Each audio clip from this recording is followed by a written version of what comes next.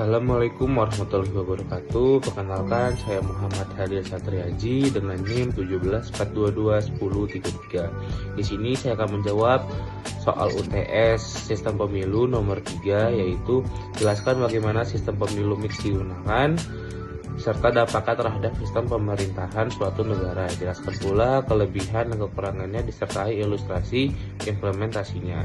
Ini saya akan membahas salah satu topik yang ada di soal, yaitu sistem pemilu campuran atau mixed electoral system.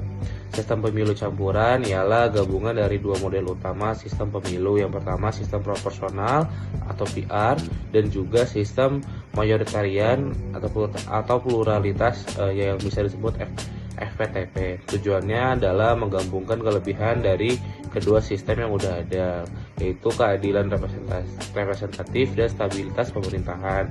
Ada dua tipe utama dari sistem mix ini, yaitu pertama mixed member proporsional atau MMP. Itu sudah diimplementasikan di negara Jerman dan juga Selandia Baru. Lalu selanjutnya ada mixed member majoritarian atau MMM, sepertinya sudah dilaksanakan di Jepang dan juga Thailand. MMP sendiri itu memastikan bahwa jumlah kursi total di parlemen itu proporsional dengan suara partai secara nasional. Namun pada sistem MMM itu lebih menekankan pada hasil listrik, menjadikan representasinya itu kurang proporsional. Sekarang mari kita bahas dampaknya terhadap sistem pemerintahan. Pertama, dampak positif dari MMP itu representatifnya itu lebih adil terhadap suara minoritas, dan juga fragmentasinya dapat lebih diminimalkan, dan juga mendorong koalisi yang stabil namun tetap inklusif, menerima banyak pihak. Dan juga, lalu selanjutnya dampak negatif dari MMM itu sendiri adalah dapat memunculkan fragmentasi yang lebih tinggi dan ketidakstabilan politik. Lalu representasi tidak proporsional, partai kecil pun juga bisa ikut terpinggirkan. Ada data menarik yang ditampilkan dari Rabe dan juga Linhart data tahun 2017, yaitu 34% dari pemilu dengan sistem MMP ini itu berhasil mencapai best of both worlds.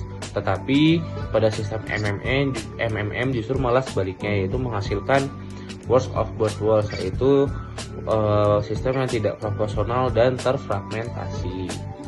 Lalu sekarang saya akan menjelaskan bagaimana kelebihan dan juga kekurangan dari sistem pemilu campuran. Pertama, kelebihannya adalah menimbangkan keadilan antara representatif dan juga stabilitas pemerintahan. Yang kedua, mendorong partisipasi pemilih dengan memberi dua suara, satu untuk kandidat, satu untuk partai. Ketiga, lebih fleksibel dan dapat disesuaikan dengan kebutuhan nasional. Lalu kekurangannya adalah kompleksitas sistem itu juga bisa dapat membingungkan para calon pemilih nanti. Yang kedua adalah potensi dominasi partai besar jika adanya threshold yang dicanangkan itu begitu tinggi. Yang ketiga adalah jika menggunakan model MMM, maka hasil bisa saja tidak mencerminkan preferensi pemilih secara proporsional.